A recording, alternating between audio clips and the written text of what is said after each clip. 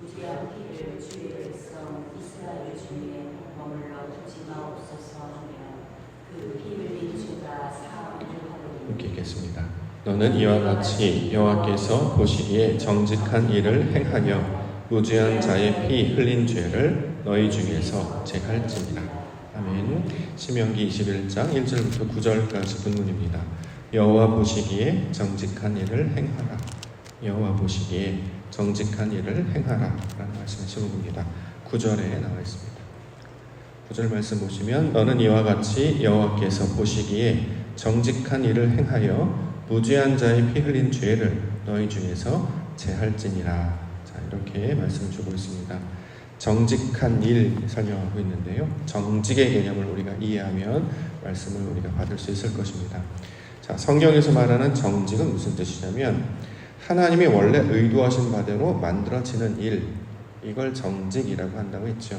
우리가 생각하는 정직은 이제 거짓이 없는 것, 똑바르고 올바른 것, 이런 것들을 우리가 정직이라고 말하는데, 성경적 관점에서 말하는 정직은 하나님이 주인이시기 때문에 하나님이 원래 의도하신 바, 하나님이 원래 계획하신 그 바대로, 그 결대로, 그 뜻대로 온전하게 만들어지면 이것이 바로 정직이다라는 말입니다. 자, 요것과 이제 대비되어서 이해할 수 있는 것이 이제 거짓의 개념이 되겠죠. 거짓은 무슨 뜻이냐면 속이 비어있는 상태라고 했어요. 껍데기가 만들어지고 그 다음은 속이 채워져서 알곡이 돼야 되죠. 원래 우리가 가라지와 같은 것, 형식만 있었잖아요. 내용은 없고, 예를 들어서 목사라는 직분은 있는데 목사로서 그 삶을 살아내는 것, 성도라는 명칭, 거룩한 자에 대한 명칭은 있지만 그렇게 살아내지는 못했단 말이죠. 하나님의 거룩한 백성이라고 부름을 받지만 정말 그러한 삶의 모습이 열매가 있는가? 그러지는 않았어요. 그런데 먼저 이제 이름을 주시고 형식을 주시고 그 안에 내용을 채워가시는 것. 그래서 이 내용을 성경에서는 뭐라고 이야기하냐면 베레시트라고 부른다. 하나님이 원래 의도하신 바를 뭐라고 하느냐? 히브리 말로 베레시트라고 부른다. 이 베레시트는 창세기잖아요. 제목이 창세기. 그래서 창세기 1장 1절에 보면 태초에 하나님이 천지를 창조하셨다 라고 할 때 태초에라고 번역한 단어가 바로 베레시트고, 베레시트가 히브리어 제목이기도 하죠. 창세기의 전체적인 내용이 뭐냐면 하나님께서 이러한 의도와 계획대로 인간들을 창조하시고 만들어내시고 인도하셨다. 그래서 사람이 하나님의 사람으로 바뀌어지는 내용들을 계속 설명하고 있죠. 대표적으로 아브라함이 되는 것, 야곱이 이스라엘로 이름이 바뀌는 것. 자, 원래 하나님을 몰랐던 사람들이었잖아요. 그런데 그 사람들이 하나님을 부르심을 받고 그 말씀을 듣기 시작하고 그 말씀의 의도에 따라서 삶을 살았더니 하나님의 영광을 발견하게 되더라. 그래서 나중에 어떤 사람 바뀌게 되냐? 믿음의 아버지로 바뀌게 되고 하나님의 거룩한 백성 이스라엘로 바뀌게 된 것이다. 이 모든 계획을 히브리 말로 이제 베레시트라고 이야기를 하고 창세기라고 번역을 했습니다. 자, 그 뜻대로 이루어지는 모든 과정을 성경은 이제 정직이다. 그러면 여호와 보시기에 정직한 일을 행하라라고 했기 때문에 하나님이 기뻐하신 원래 의도대로 우리가 만들어져야 된다. 이건 이제 요한복음에서는 이제 아르케라고 태초에라고 번역을 했죠. 이걸 이제 in the beginning이라고 영어로는 이제 시간적 개념으로 태초에 처음이네 이런 말로 번역을 했습니다만 원래 가지고 있는 의도는 하나님이 원래 의도하신 바대로 세상이 만들어졌다. 이런 의도로 우리 가운데 주고 있습니다. 자, 그러면 이제 우리에게 적용을 해보죠. 하나님께서 원래 의도하신 바대로 만들어지는 그 원래 뜻, 우리가 어떻게 돼야 되는가? 우리 교회 2025년도 비전에 따르면 새 사람, 새 마음, 새 교회, 이거 우리가 소망을 붙잡고 있기 때문에 새 사람이 되는 거죠. 옛사람이 아니라 육신에 매여서 욕망에 매여서 본능에 매여서 살던 사람이 아니라 하나님이 주시는 그 말씀을 따라서 내 자기 유익을 구하는 게 아니라 아버지의 뜻을 따라서, 자, 본성을 따라서 첫 번째 아담을 따라 살아가는 것이 아니라 두 번째 아담으로 오신 그리스도 예수 붙잡고 나아가는 자가 되는 것. 이게 의도하신 바라는 거예요. 그것을 정직하다라고 설명하고 있습니다. 이건 이제 한마디로 얘기하면 하나님의 형상을 닮은 것이다 이렇게 번역하기도 합니다. 저와 여러분들을 부르신 목적이 하나님의 의도하신 바대로 만드시기 위하여 우리를 부르셨고, 그래서 이전에는 없었죠. 하나님이 없었죠, 우리 안에. 말씀도 없었습니다.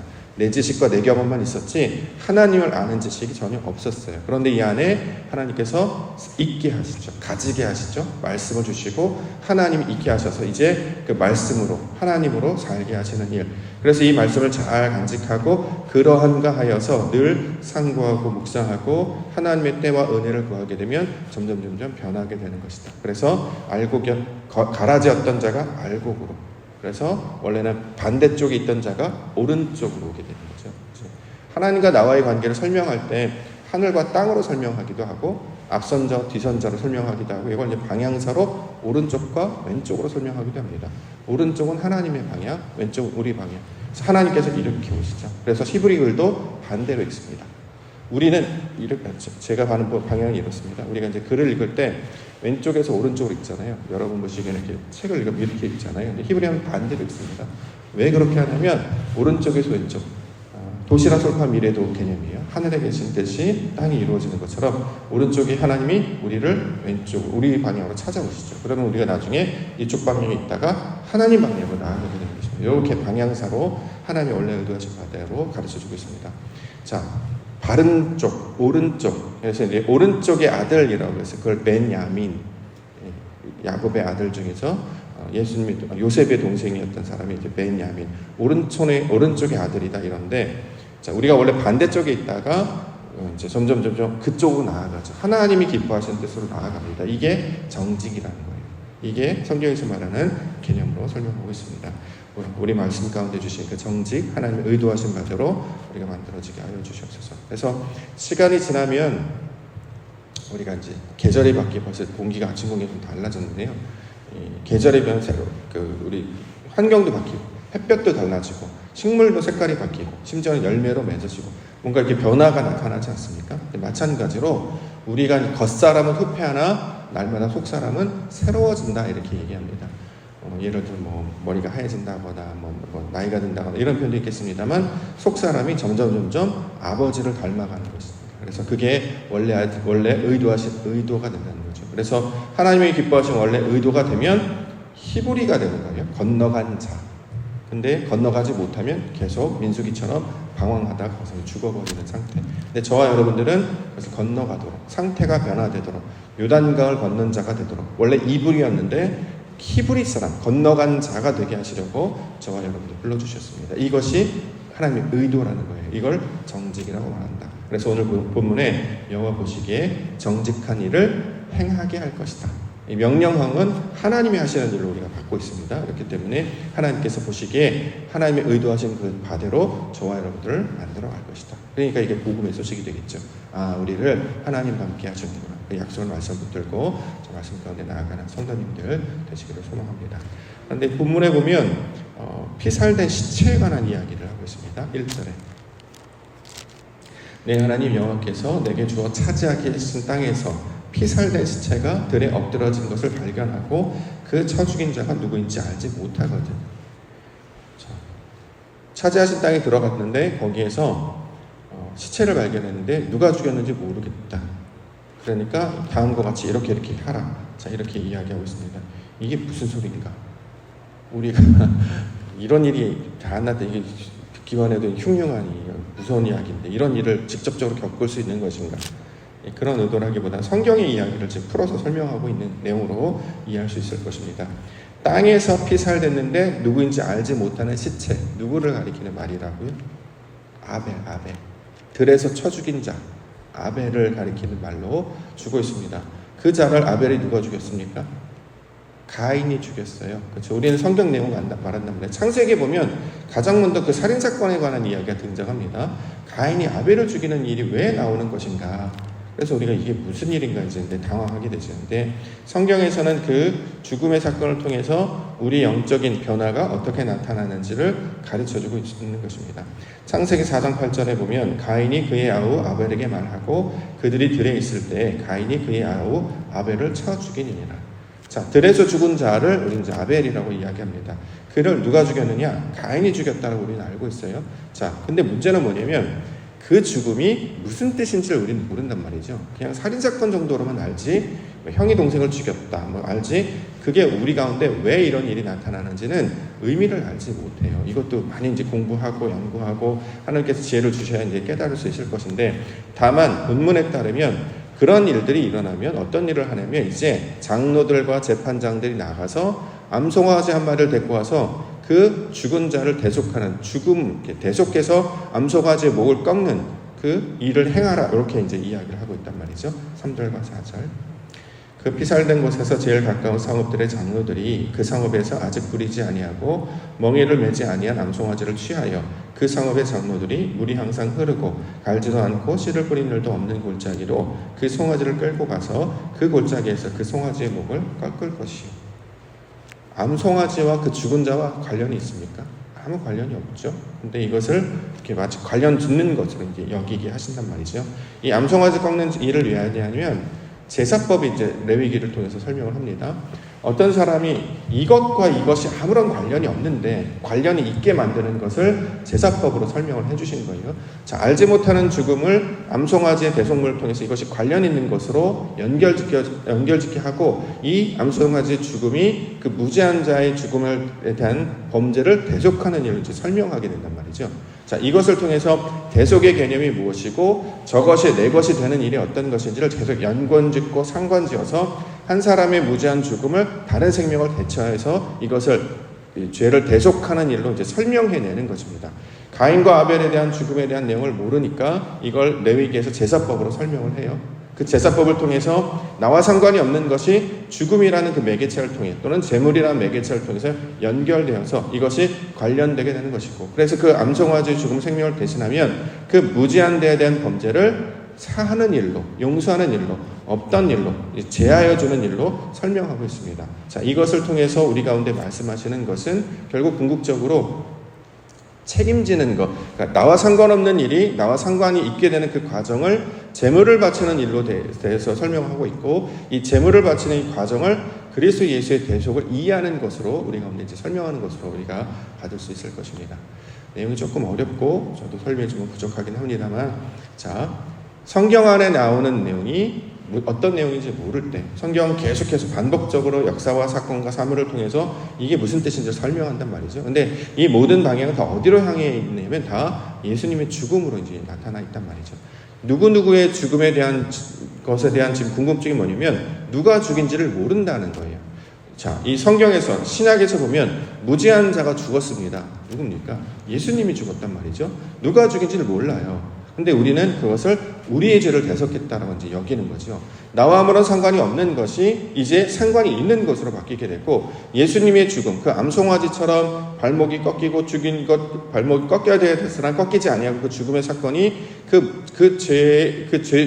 죄사함을 통한 그 대속의 사건으로 이것이 연결되는, 책임지는, 그래서 그 죄가 사하게 되는 과정으로 설명하고 있다라는 것이죠. 자, 그래서 우리 가운데 그 대속의 사건을 그리스도 예수의 그 희생의 사건으로 설명하여서 그 거룩함으로 또 구원을 받은 백성으로 생명을 구하는 것, 그 무죄한 자의 재속으로 설명하게 있게 되는 것입니다. 예수님의 죽음이 나의 죽음이 되려면 무언가 대가를 치러야 되잖아요. 하나님의 일이 나의 일과 상관이 있으면 무언가 대가를 치르게 되는 거잖아요. 근데 그 대가에 대한 죽음을 성경에서는 예수님의 죽음이 그 대가를 치루었기 때문에 그 하나님의 일이 내 일이 되는 것이다 라고 설명을 하고 있습니다. 이거 이제 우리 가운데 이제 적용을 해보면, 예를 들어서 제가 갑자기 이제 그런 생각이 들었는데, 교회에 이제 오시게 되면 여러 가지 것도 눈에 보이지 않습니까? 분위기도 있고, 예배 방식도 있고, 또는 누가 쓰레기를 버렸을 수도 있고, 그런 일들이 있단 말이죠. 이전에는 나와 상관없는 일인 줄 알았어요. 그런데 어떤 분이 어떤 고백들을 합니다. 예전에 우리 교회 오셨던 분들이 교회를 한번 오셨다가 어느 순간부터 이제 계속 예배하러 오셨던 집사님이셨어요. 어떻게 오시게 됐습니까? 라고 이제 여쭤보게 돼서 교제를 하는 중에 그분이 그런 고백을 하셨습니다. 어떤 분들은 교회 오면 교회가 왜 휑하지? 분위기가 이상하지? 굉장히 낯선해? 이런 분들이 있는가 하면, 그러니까 나는 여기서 예배자가 돼야 되겠다라고 생각하시는 분이 있어요. 나와 상관없는 일인 줄 알았는데 이걸 나와 상관이 있는 일로 바꾸어서 그 가운데 일을 내가 감당해야 되겠다라고 마음을 먹으시는 분들이 있단 말이죠. 그러면 이제 제가 담임 목사님 입장에서 귀한 분이라고, 하나님이 보내주셨구나, 하나님께서 하나님의 마음을 주셔서 자기의 일은 상관이 없는데 이걸 감당해 주셨구나, 이런 생각이 들지 않겠습니까? 또는 뭐 교회 주변에 뭐 여러 가지 뭐 쓰레기 떨어져 있거나 뭐 지저분해요. 그냥 갈 수도 있잖아요. 내 교회도 아니고 뭐 나와 상관없는 일이고. 근데 어떤 분들은 그래도 뭔가 이렇게 액션을 취해서 이걸 해내신단 말이죠. 왜 그러냐면 이것이 내 일로 인하여서, 나의 일로 인하여서 이 교회에 유익이 된다고 하면 내가 뭔가를 감당해야 되겠구나, 이런 이야기를 합니다. 교회에 여러 가지 기도 소식을, 기도의 제목들을 듣습니다. 누가 아픕니다. 누구를 위해서 기도해 주십시오. 그러면 이것이 마치 자기 일인 것처럼 그걸 받아가지고 같이 책임지면서 이제 기도하시는 분들이 생긴단 말이죠. 이처럼 나와 상관없었던 일들이 나와 상관 있는 일들이 되고 점점 그것이 하나가 되어서 마음을 쏟게 되고 그것 가운데 하나님이 주신 뜻을 발견하려고 하는 것. 그래서 처음에는 그 의도와 의미를 알지 못했어요. 마치 성경에 등장하는 아벨의 죽음처럼 이 무슨 의미인지 알지 못했다가 이게 나중에 그리스도 예수의 사역과 닮아 있고 그 그리스도 예수의 사역이 바로 나와 상관이 있는 일이구나. 결국 성경은 바로 내 이야기를 하는 것이구나. 그러므로 이 말씀을 하나님의 말씀으로 받을 뿐만 아니라 거기 가운데 대가를 치르는 것으로 나아가는 것, 이것이 하나님이 의도하신 바구나 라고 깨닫는다라는 거죠. 이게 정직한 일이라는 거예요. 하나님의 일로 여겨서 그 의도대로 내가 바뀌어지게 되는 것. 그래서 형식만 있던 사람이, 껍데기, 타이틀만 있던 사람이 그 안에 어떤 일들을 감당하면서 채워나가게 된단 말이죠. 예배로 채워나가게 되고 헌신으로 또는 구제로 또는 봉사로 거기 가운데 하나님이 어떤 말씀을 주신 의도 가운데 이게 하나님께서 나에게 주시는 하나님의 뜻이구나라고 감당하고 이걸 채워나간다라는 것입니다. 그게 성경의 관점으로 보면 이게 바로 여호와 보시기에 정직한 일을 행하는구나. 이전에는 아무 일도 없었고 별로 하지도 않았는데 왜 이게 나의 마음을 움직이는 것이지? 이게 나와 상관이 있는 일이고 상관이 있는 일을 나에게 맡기셨다고. 그런데 가만히 있지 않냐고 여기서 그 뜻을 받들어 적극적으로 나아가서 대가를 치르게 된다라는 것이죠. 교회는 바로 그런 분들로 인해서 채워져 가지 않겠습니까? 대부분의 사람들은 자신의 일이 아니면 관심이 없고 책임지려고 하지 않습니다. 힘들고 대가를 치러야 되기 때문이죠. 그런데 어떤 분들은 마치 이것이 나에게 주신 사명인 것처럼 느껴지시는 분들, 하나님께서 그곳 가운데 보내셔서 예배자가 되게 하시려는 것이구나, 그곳 가운데 하나님의 일을 감당하는 사역자가 되게 하시려는 것이구나 라는 것을 받아들여서 믿음으로 순종하며 나아간다라는 거죠. 자, 이것이 하나님이 의도하신 원래 의도의 계획이다라는 것입니다. 믿음의 분량이 점점 성숙해 가면 하나님이 하시는 일이 무엇인가 찾으려고 나아가게 되는데 그것 가운데 우리에게 직분도 주시고 또 예배의 처소도 주시고 여러 가지 상황도 주시게 됩니다. 그 일을 주셔서 이 기도의 지경이 넓어지게 하시고 예배의 지경이 넓어지게 하시는 것은 그 모든 상황을 통해서 의도하시는 바를 깨닫게 하시려는 하나님의 의도가 그 안에 담겨져 있음을 우리로 알게 하신다라는 것이죠.